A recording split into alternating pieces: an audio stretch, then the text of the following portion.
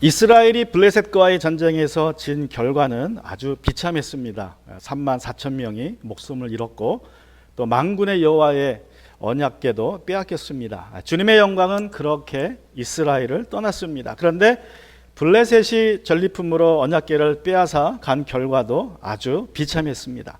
그들은 이 승리를 기념한다고 주님의 언약궤를 다곤 신전에 다곤상 곁에 놓아 두었습니다. 그랬더니 밤새 이제 한 번은 경배자로 다곤상이 엎어져 있었고 또 그 다음 밤에는 목과 두 팔이 잘린 채로 패배자로 엎어져 있는 모습이 목격되었습니다.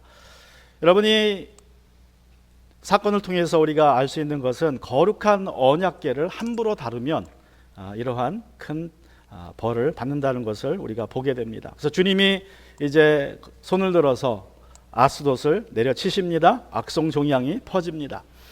그러자 블레셋 통치자들은 이 언약궤를 다른 도시 가드로 보내버립니다. 가드에서도 똑같은 일이 발생해서 악성 종양으로 많은 사람들이 죽습니다. 그러자 언약궤를 또 에글론으로 보내버립니다. 거기에서도 많은 사람들이 악성 종양으로 죽어나갔고 이제 블레셋 전역에서 비명소리가 하늘에 사무쳤다는 말로 5장이 끝납니다. 자, 그리고 이제 6장 1절에서는 이렇게 말씀합니다. 주님의 교회가 블레셋 사람의 지역에 머무른 지 7달이 되었을 때에 7이라는 숫자는 말씀드린 것처럼 완전수입니다. 블레셋을 향한 하나님의 심판이 철저했다. 아주 그냥 무섭게 하나님이 내리치셨다라는 것을 알 수 있고 또 블레셋 사람들의 입장에서는 하나님의 심판 아래서 그 심판의 손 아래에서 겪은 고통이 아주 극에 달했다는 뜻입니다.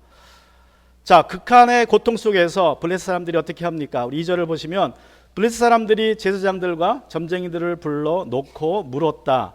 우리가 이스라엘 신의 교회를 어떻게 해야 좋겠습니까? 우리가 그것을 어떤 방법으로 제자리에 돌려보내야 하는지를 알려주십시오. 흥미로운 것은 제사장과 점쟁이들에게 묻습니다. 그전에는 누구한테 물었습니까? 5장에 보면 누구한테 묻습니까? 우리 8절과 11절 보시면 자, 사람들을 보내어 블레셋 통치자들을 모두 불러 놓아놓고 신의 이스라엘 교회를 어떻게 해야 좋을지를 물었다. 블레셋 통치자들이 이스라엘의 신의 교회를 가드로 옮기자고 했으므로 아스돗 사람들은 이스라엘 신의 교회를 가드로 옮겼다. 자, 그리고 이제 11절에 보시면 또 이런 내용이 나옵니다. 그래서 그들은 또 사람들을 보내어 블레셋 통치자들을 모두 불러 놓고 이스라엘 신의 교회를 돌려보내어 그 있던 자리로 돌아가게 하고 우리 백성이 죽지 않게 해 주십시오 하고 요청하였다. 자, 가드에서 에글론으로 간 이 언약궤를 두고 에글론 사람들이 고통을 당하게 되자 이렇게 통치자들에게 요구합니다. 돌려보내자. 자, 그런데 이 통치자들은 정치주자들은 어떻게 합니까?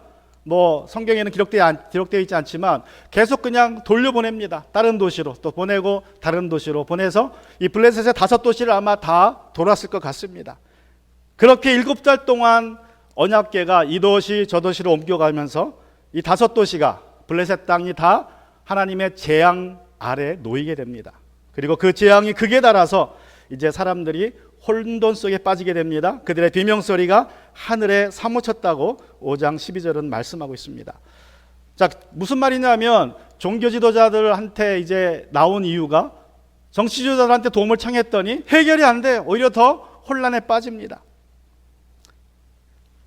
그래서 6장 2절에서 이제 제사장들과 점쟁이들을 불러놓고 우리가 이스라엘 신의 교회를 어떻게 하면 좋습니까? 라고 묻습니다. 여러분, 예나 지금이나 대부분의 권력자들, 정치인들은 자신들의 부와 권력과 명예를 위해서 정치를 합니다. 백성들의 안위를 위해서 정치하는 정치인들은 극히 드뭅니다. 블레셋 통치자들은 처음부터 이 전리품으로 가져온 이스라엘의 교회 때문에 이러한 재앙이 일어났다는 것을 잘 알고 있었습니다. 그런데 이 언약궤를 돌려보낼 생각을 하지 않습니다. 이 도시 저 도시로 옮겨 다니면서 오히려 재앙을 블레셋 땅에 퍼지게 합니다. 여러분, 그들이 여호와의 신이 우리 여호와께서 이스라엘의 신이 자신들이 믿는 다곤신보다 우월하고 강력한 신이라는 것을 눈으로 목격했으면 돌려보냈으면 되지만 왜 못 돌려보냅니까? 정치적으로 해결하는 거예요. 돌려보내는 순간 어떻게 됩니까? 자신들의 패배를 인정하게 됩니다. 이 전리품으로 가져온 악기를 돌려보내는 순간 정치인들은 이렇게 생각을 한 거예요. 우리가 이긴 것 같지만 결국은 우리의 신이 졌다. 그러므로 우리가 졌다라고 해석을 하고 돌려보낼 생각을 안 하고 이리저리 옮겨 다니다가 오히려 많은 백성들이 악성 중에 걸려 죽을 고생하다가 죽는 것을 보게 됩니다. 혼란이 가중됩니다. 그래서 정치인들이 있는 곳에는 혼돈만 있습니다. 이런 이야기가 있습니다. 옛날에 어떤 이제 기독교인들이 모여가지고 자기 직업을 자랑합니다. 아마 최초의 직업은 외과 의사였을 거다.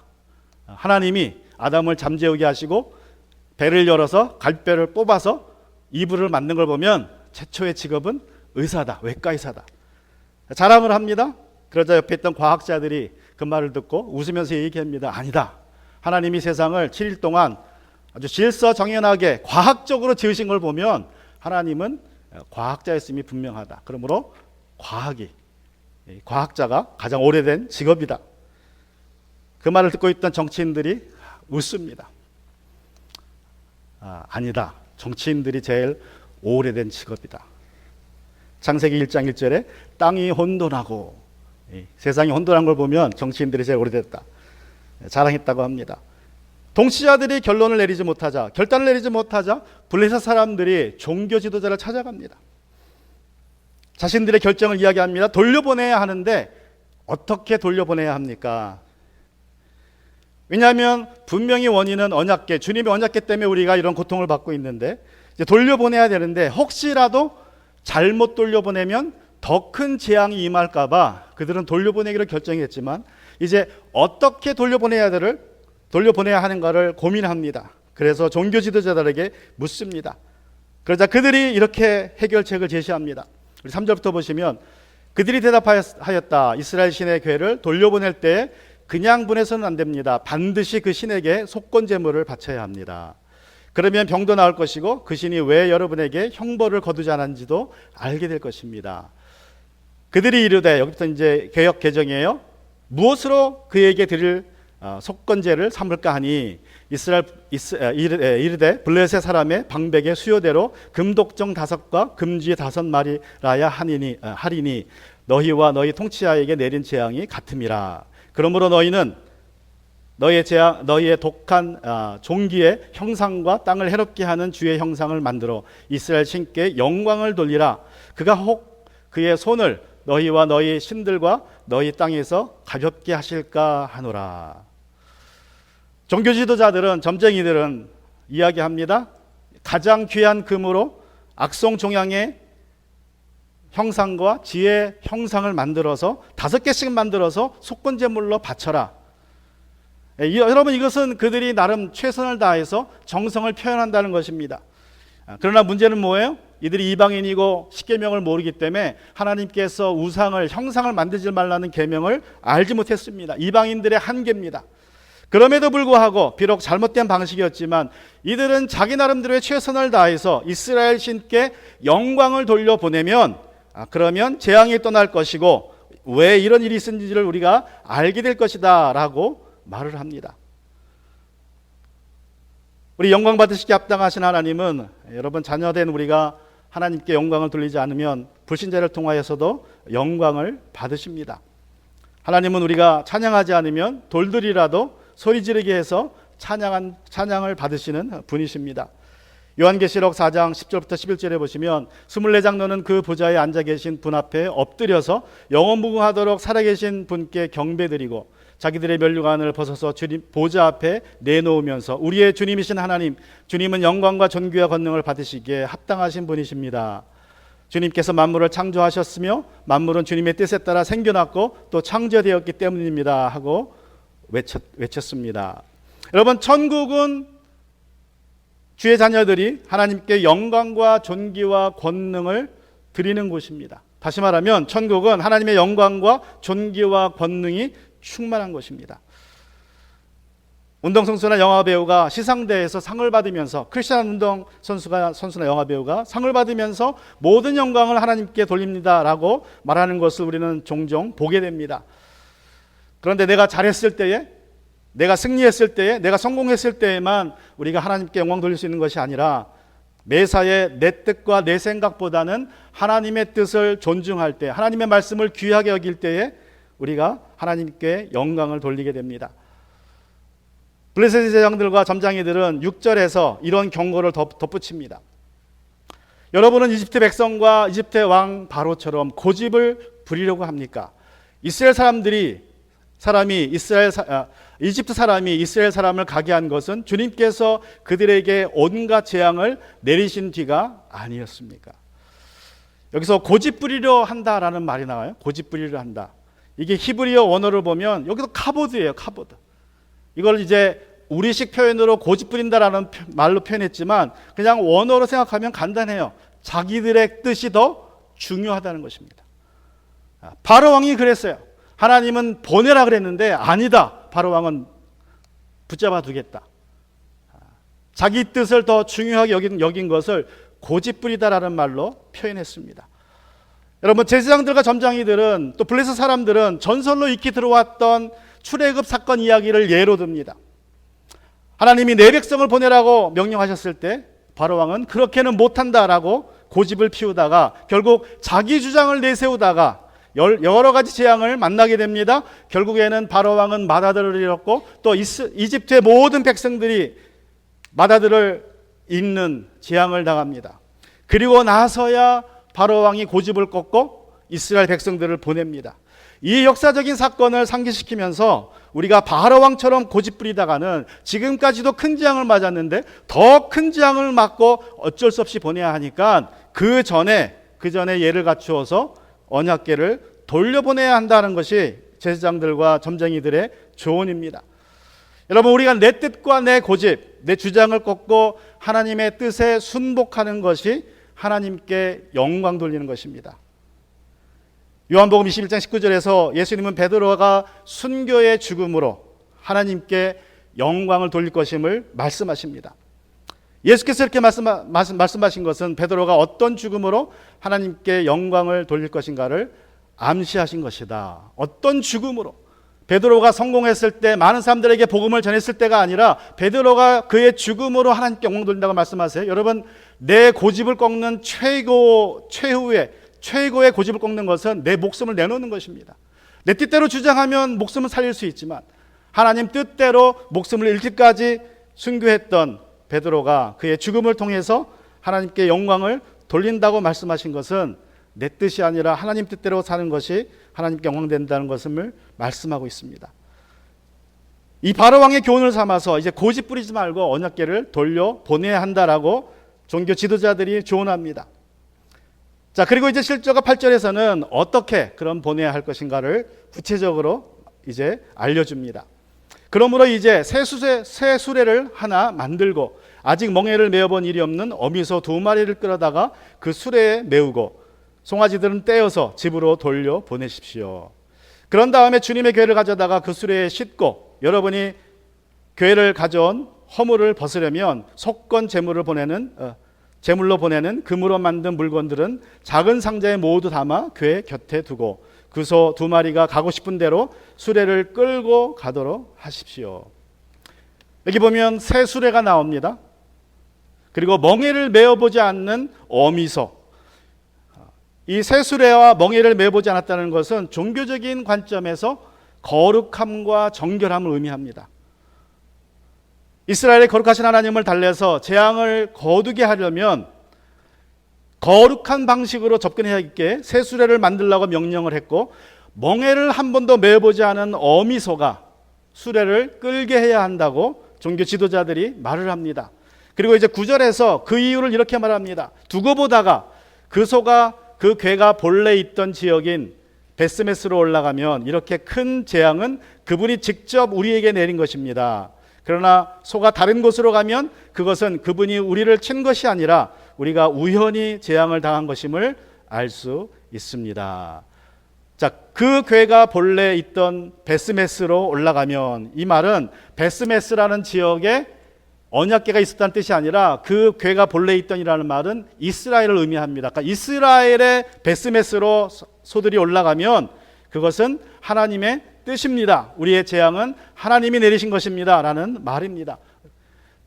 지도에서 보시면 이제 실로에 있던 언약궤가 에베네셀로 전쟁을 하러 나갔다가 여기서 뺏기죠. 그리고 아스돗으로 이제 이 블레셋 사람들이 가져갑니다. 여기서 재앙을 맞고 가드로 보냈다가 가드에서도 재앙을 맞고 에글론으로 갑니다. 그리고 이제 에글론에서 소에 실어서 이제 벳세메시로라는 이 이스라엘의 유대 지역에 있는 성읍으로 올려 보내게 됩니다. 자, 그래서 표현을 보면 올려 보낸다고 표현을 해요. 왜냐하면 이 벳세메스가 고도가 훨씬 높아요. 저기는 한 300m 된다 그래요. 고도가. 반면에 블레셋 지역은 평야 지역이죠. 낮은 지역입니다. 그래서 올라간다라는 표현을 사용하고 있습니다.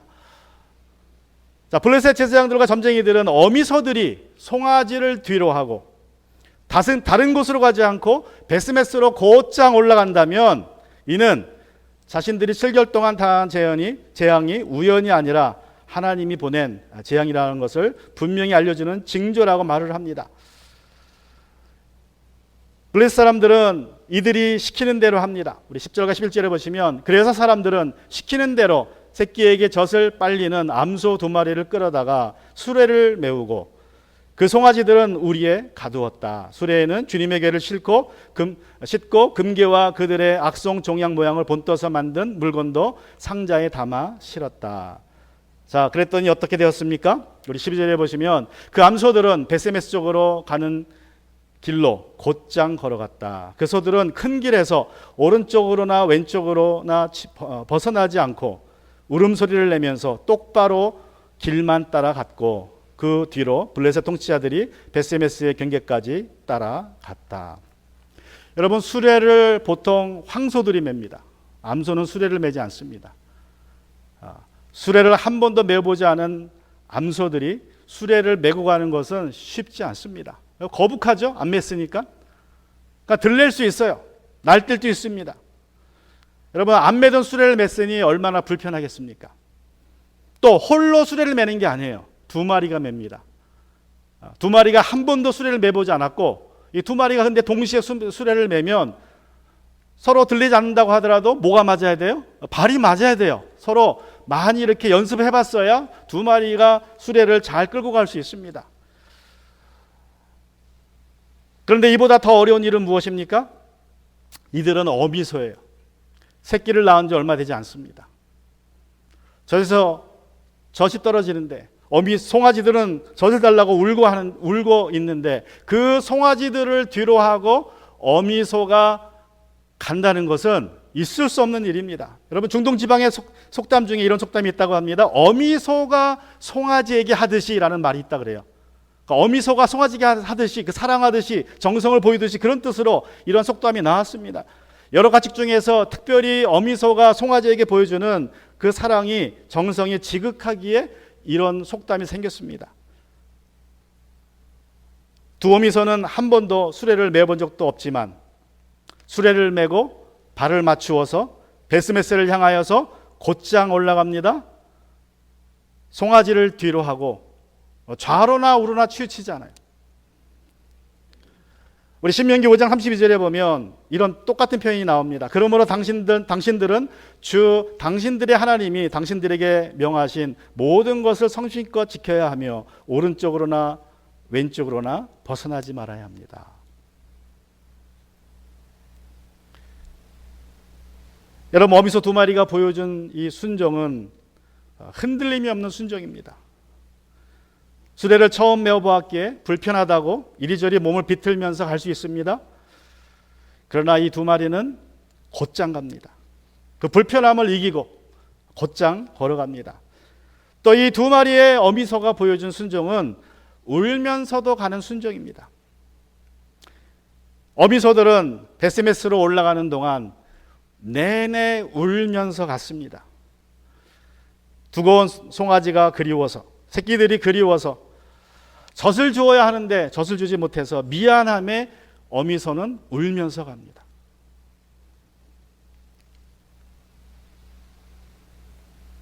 그래서 이 2마리 어미소가 보여준 순종의 모습은 울면서도 가는 순종이에요. 울면서도 가는 순종. 그래서 때때로 우리의 순종의 길이 울면서도 가야 하는 순종의 길일 수 있습니다. 특별히 인간의 도리에 어긋나는 일을 순종해야 될 때가 있습니다. 그때는 순종하면서도 울 수밖에 없어요. 또 울더라도 순종해야 됩니다. 이 울면서 베스메스를 향해서 곧장 걸어가는 어미소는 사무엘상에서 누구를 떠올리게 합니까?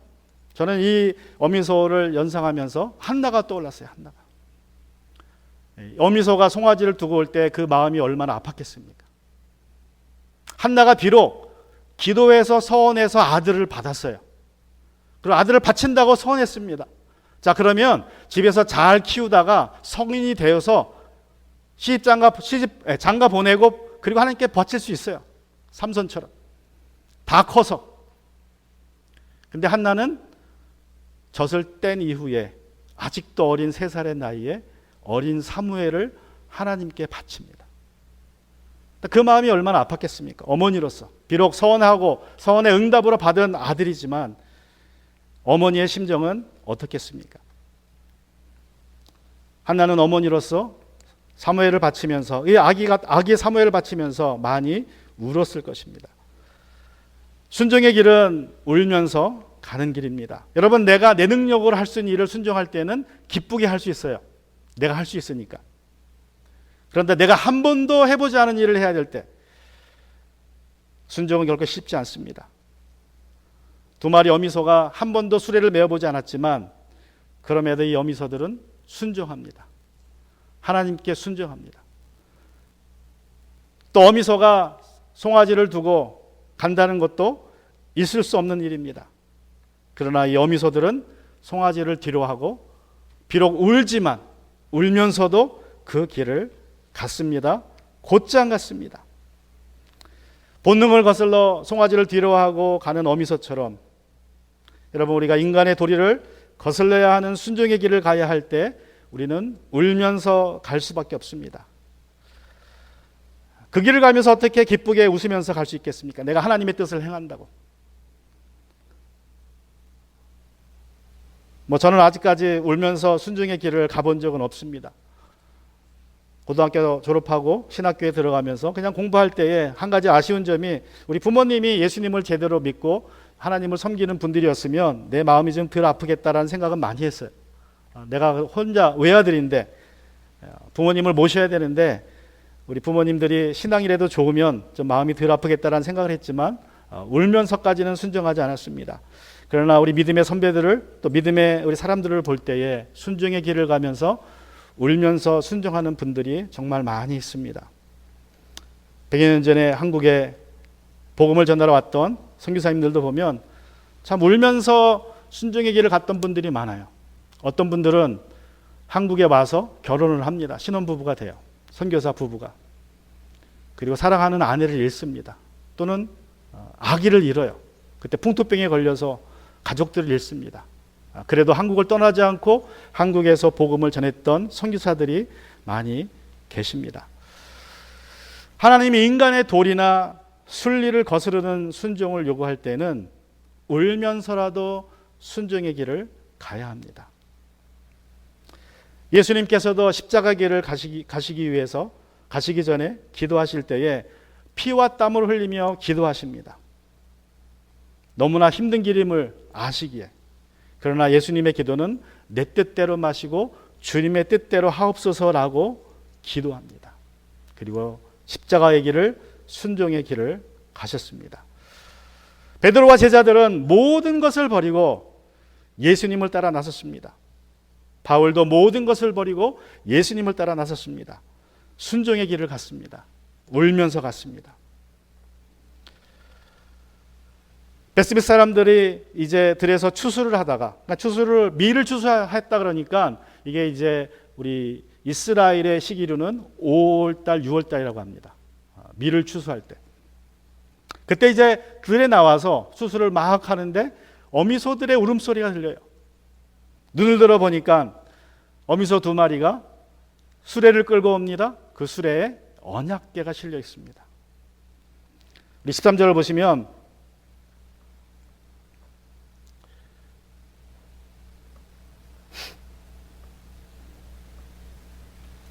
그때 베스메스 사람들은 들에서 밀을 베고 있다가 고개를 들어 궤를 보고는 기뻐하였다.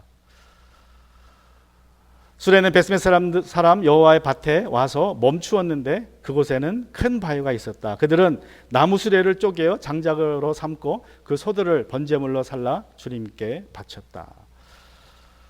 이 여호수아서 21장 13절부터 16절에 따르면 베스메스는 유다와 시므온 지파 중에서 제사장 아론의 후손들에게 준 땅입니다. 제사장들이 먹고 살라고 준 성읍 중에 하나라고 이제 여호수아서에 기록되어 있습니다. 맨 끝에 보면 베스메스와 거기에 딸린 목장에서 이렇게 9성읍을 주었다라고 기록이 되어 있습니다. 그러므로 베스메스에는 레위인들이 주로 많이 살아요. 뭐 다른 사람들도 살고 있었겠지만, 유다나 시몬 지파도 살고 있었겠지만, 자, 이 베스메스 사람들이 돌아온 언약궤를 보자마자 바로 주님께 제사를 드릴 수 있었던 것은 거기에 레위인들이 있었기 때문입니다. 우리 15절 16절에 보시면 레위인들이 수레에서 주님의 궤와 그 곁에 있는 금으로 만든 물건들을 든 상자를 내려다가 그 큰 바위 위에 올려놓았다. 그날 베스메스 사람들은 주님께 번제물을 바치고 다른 제물도 바쳤다. 블레셋의 다섯 통치자들도 이것을 다 보고 나서 그날 에글론으로 돌아갔다. 자, 레위인들이 수레에서 주님의 언약궤를 이제 큰 바위 위에 올려놓았다고 합니다. 고고학자들은 이 바위가 그 바위일 것이라고 이렇게 주장을 합니다. 지금 여호와의 밭이라는 곳에 있는 그들이 발견한 바위인데 사진상으로는 뭐 얼마나 큰지 알 수 없지만 저게 딱 법궤보다 조금 큰 크기라 그럽니다.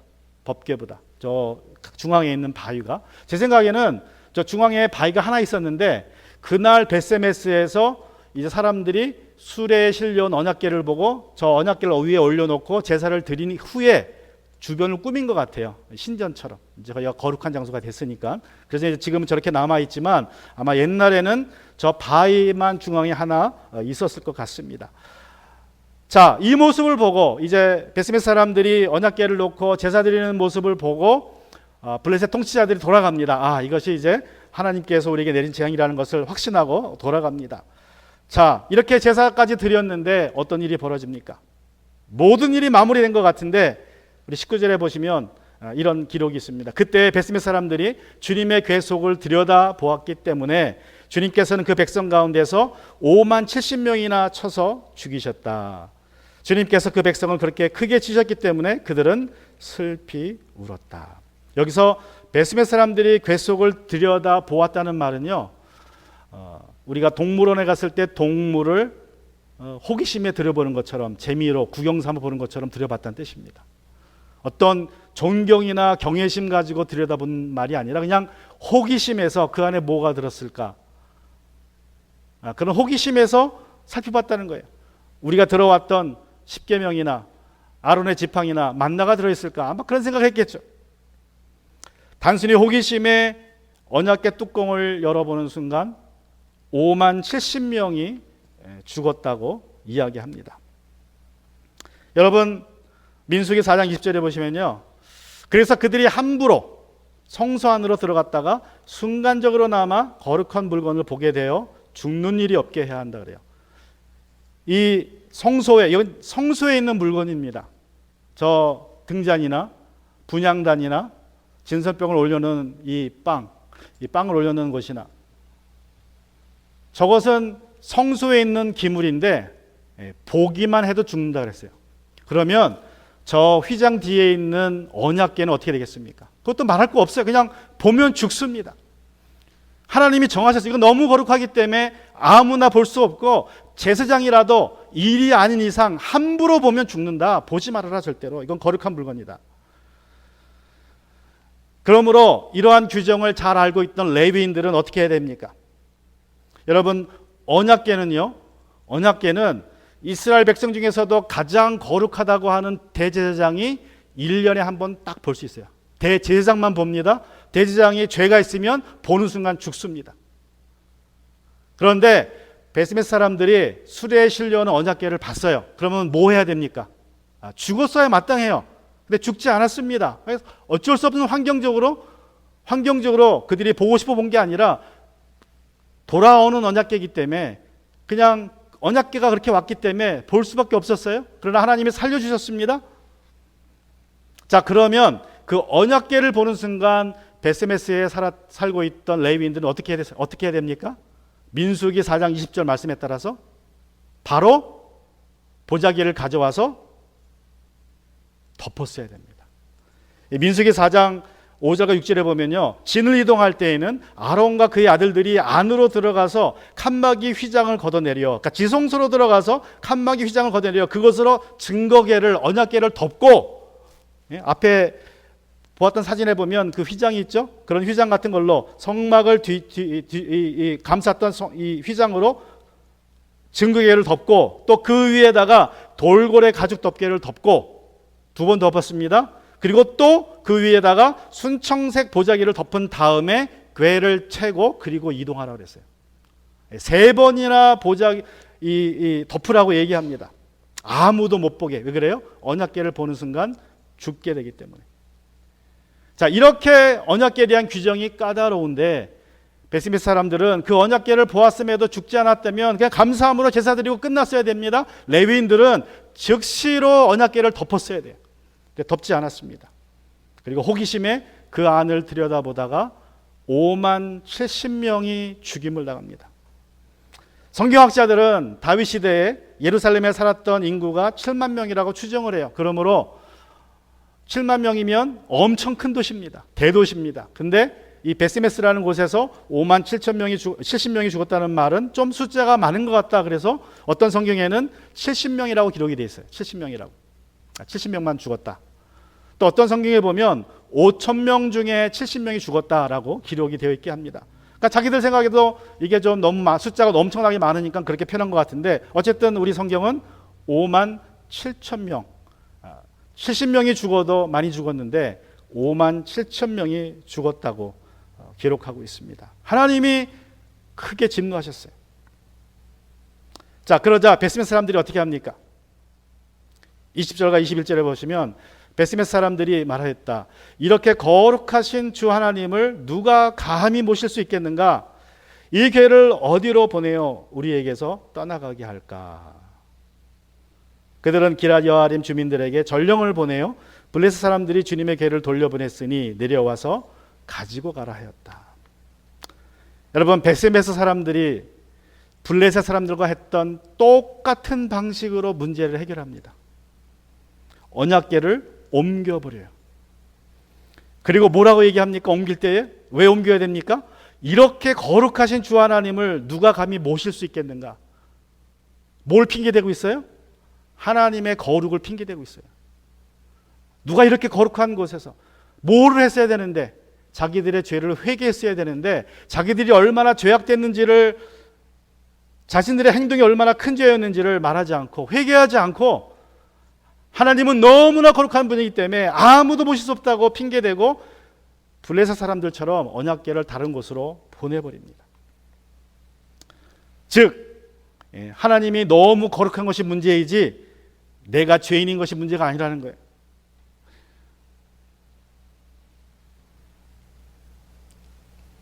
그래서 지도에서 보시는 것처럼 이제 북쪽으로 올려보냅니다. 좀 더 실로에 가까운 곳으로. 저 기럇 여아림이라는 곳은 베세메시에서 실로에 올라가는 길목에 있다고 합니다. 숲의 성이라 그래요. 그래서 굉장히 높은 곳입니다. 거의 이제 한 2,300피트라 그래요. 약 726m. 그러니까 굉장히 높은 곳이에요. 그래서 그들에게 내려와서 또 가져가라 그래요. 그래서 기럇 여아 사람들이 와서 내려와서 가져갑니다. 7장 1절에 보시면 기럇 여아림 사람들이 와서 주님의 궤를 옮겨 언덕 위에 있는 아비나답의 집에 들여놓고 그의 아들 엘리야사를 거룩히 구별해 세웠다. 주님의 궤를 지키게 하였다. 자, 기럇 여아림 사람들은 베스메스 사람들과 달리 아주 신중하게 주님의 궤를 모십니다. 베스메스 사람들은 어떻게 했어요? 들판에서 이 노출된 곳에 언약궤를 놨습니다. 근데 이 기럇 여아림 사람들은 집에 놓습니다. 지붕이 있는 곳에 가립니다. 언덕 높은 곳에 있는 좋은 위치에 있는 집, 아비나답의 집을 선택해서 그 안에 언약궤를 모셔둡니다. 그리고 아비나답의 아들 중에서 엘리야사를 거룩히 구별했어요. 이 말은 엘리야사를 제사장으로 세웠다는 말일 수도 있습니다. 또 원래 아비나답이 제장일 수도 있습니다. 어쨌든 중요한 것은 이 기랏 여아린 사람들은 거룩하게 언약궤를 대합니다. 나름 최선을 다해서. 그리고 주님의 궤를 지키게 하였다라고 말씀합니다. 나중에 보면 7장에 보면 이 아비나답의 집에서 언약궤가 20년을 머뭅니다. 20년을 머물러요. 자, 이렇게 이스라엘을 떠났던 언약궤가 돌아왔습니다. 하나님의 영광이 돌아왔습니다. 겉으로 볼 때는 블레셋이 전쟁에서 이겨서 강제로 뺏어간 것 같지만 영적으로 볼 때에는 하나님이 이스라엘을 떠나신 것입니다. 하나님이 이스라엘이 너무나 죄악 중에 있어서 그곳에 계실 수 없어서 이스라엘 떠나신 거예요. 물론 블레셋으로 갔지만 여러분, 그 블레셋도 언약궤가 있을 만한 거룩한 곳은 되지 못했습니다. 그래서 단순히 하나님이 블레셋에 머물기 위해서 블레셋으로 가신 것은 아닌 것을 우리가 알 수 있어요. 뭐 이스라엘이나 블레셋이나 더럽기는 마찬가지예요. 그럼에도 불구하고 하나님은 블레셋으로 가십니다. 언약궤가 글로 갔습니다. 영적으로 볼 때는 이제 하나님께서 블레셋과 전쟁하기 위해서 홀로 가시는 거예요. 블레셋 땅으로. 그래서 어떻게 하십니까? 다곤상이 그 앞에 엎드립니다. 목이 부러지고 두 팔이 부러집니다. 전쟁에서 이겼어요. 그리고 그 모습을 보여줍니다. 많은 사람들을 독종, 악성 종양으로 치셨습니다. 그리고 블레셋 사람들이 어찌할 수 없으니까 다시 돌려보냅니다. 하나님의 언약궤가 이제 승리자로 돌아오셨습니다. 자, 그렇게 7개월을 블레셋에 있다가 이스라엘로 이제 하나님의 언약궤가, 하나님의 영광이 돌아왔습니다. 그렇다면 이스라엘이 어떻게 했어야 됩니까? 돌아온 하나님의 영광을, 언약궤를 아주 기쁘게 거룩하게 맞이했어야 되는데 베스메스에서 벌어진 일을 보면 그렇지 못합니다. 여전히 이스라엘이 하나님의 언약궤를 종교적으로만 대했지 정말 중심을 다해서 거룩하게 대하지 못했다는 것을 베스메스에서 벌어진 사건을 통하여서 알려주고 있습니다. 그리고 아비나답의 집으로 옮겨져서 거기서 20년을 머물게 됩니다. 자, 오늘 말씀을 마무리하면서 세 가지 교훈으로 요약해서 말씀드리면, 여러분, 영적인 전쟁은 하나님이 홀로 싸우시는 전쟁이고 홀로 이기시는 전쟁입니다. 이스라엘이 블레셋과의 전쟁에서 패했을 때에 하나님이 홀로 블레셋에 가셔서 블레셋과 그들이 섬기는 다곤을 굴복시키셨습니다. 그리고 승리하시고 이스라엘로 돌아오셨습니다. 여러분, 마찬가지로 세상이 죄로 가득할 때에 모든 믿는 자들조차도 죄악 속에 살고 있을 때에, 죄와의 전쟁에서 패배했을 때에 예수님이 오셨고 예수님이 홀로 죄와 싸우셔서 십자가에서 죽으셨지만 이기셨습니다. 우리는 패배했지만, 우리는 죄와의 전쟁에서 패배했지만 예수님이 이기셨습니다. 그래서 하나님과의 언약 속에 있는 우리도 승리자가 되었습니다. 이것이 사무엘상 6장에서 4장에서 5장에서 6장에서 주는 교훈입니다. 또 두 번째 교훈은 순종입니다. 내가 할 수 있는 일은 기쁨으로 순종하면 됩니다. 내가 할 수 없는 일은 울면서라도 순종해야 합니다. 순종의 길을 갈 때에는 좌로나 우로나 치우치지 말고 울더라도 곧장 가야 합니다. 또 세 번째 교훈은 하나님의 영광은 우리의 영적인 상태에 따라서 그 반응을 달리한다는 것입니다. 이스라엘의 죄악이 극에 달하자 그들은 언약궤를 블레셋에 빼앗겼습니다. 하나님의 영광이 이스라엘을 떠났습니다. 그러나 언약궤를 함부로 다루었던 블레셋도 하나님의 영광의 무게 아래서 큰 고통을 당합니다. 그리고 언약궤를 이스라엘로 돌려보냅니다. 여러분, 이스라엘은 언약궤를 뺏긴 후에도 회개하지 않았고 돌려받은 이후에도 감사하지 않습니다. 아비나답은 자신의 집에 언약궤를 모셔두었습니다. 20년을 모셔두었어요. 근데 나중에 사무엘 하 말씀에 다윗이 언약궤를 이제 옮겨올 때에 그 옮겨오다가 아비나답의 두 아들이 그 옮겨지는 언약궤가 이제 흔들리자 붙잡다가 죽습니다. 베레스와 우사에서. 그래서 아비나답의 아들이 죽어요. 언약궤를 20년 잘 모셨는데. 그리고 오베데돔의 집으로 가서 3개월을 머뭅니다. 근데 그 기록에 보면 오베데돔이 언약궤로 말미암아 큰 복을 받았다 그래요. 그래서 그 복을 받은 것을 다윗이 보고 다시 언약궤를 불러옵니다. 예루살렘으로. 왜 아비나답의 집은 20년이나 언약궤가 머물렀는데 그 언약궤로 말미암아 복을 받았다는 말이 없을까요? 왜 이스라엘은 언약궤를 돌려받았는데 하나님의 영광이 돌아왔는데 그 20년 동안 복을 받지 못했습니까? 그들의 영적인 상태가 복받을 상태가 아니었기 때문입니다. 우리의 영적인 상태가 거룩하지 못하면 하나님의 손이 올라가서 우리를 징계하십니다. 이스라엘의 신앙이 뜨뜻미지근하니까 하나님의 영광도 뜨뜻미지근하게 반응합니다. 아무런 일이 벌어지지 않아요. 하나님의 영광이 돌아왔습니다. 하나님의 영광이, 우리 예수님의 영광이 이제 우리와 함께 있습니다. 우리 안에 있습니다. 내가 그 영광으로 말미암아 복을 받을지 못 받을지는 내가 결정합니다. 오늘 말씀을 통하여서 같이 이 시간 기도하기 원합니다.